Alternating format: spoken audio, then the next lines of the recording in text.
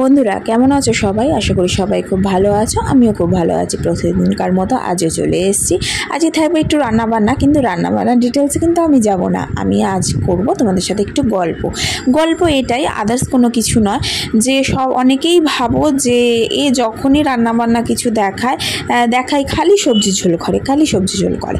ব্যাপারটা আসলে কি বলো তো, আমাদের বাড়ির পরিস্থিতি একটু অন্যরকম। আমার শাশুড়ি মা খুবই অসুস্থ, তাকে বেশি তেল ঝাল মশলা খাওয়ানো যায় না। তার 4খানা ব্লকেজ রয়েছে হার্টে, এবং আদার্স অন্য রকম রোগ রয়েছে। আমার বাচ্চাটাও ছোট, তাকেও তো সবজি দিয়ে খাওয়ানোটা দরকার।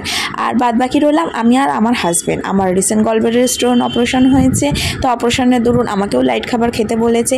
তো সবার জন্য কি আলাদা আলাদা রান্না করা যায়? তাই জন্য আমি এরকমভাবে একটু রান্না করি, যাতে সবার শরীর স্বাস্থ্যও ভালো থাকে আর আমাদের খেতেও ভালো লাগে। আজকে মেনুতে ছিল মাছের ঝোল, উচ্ছে আলু ভাত আর আমের চাটনি।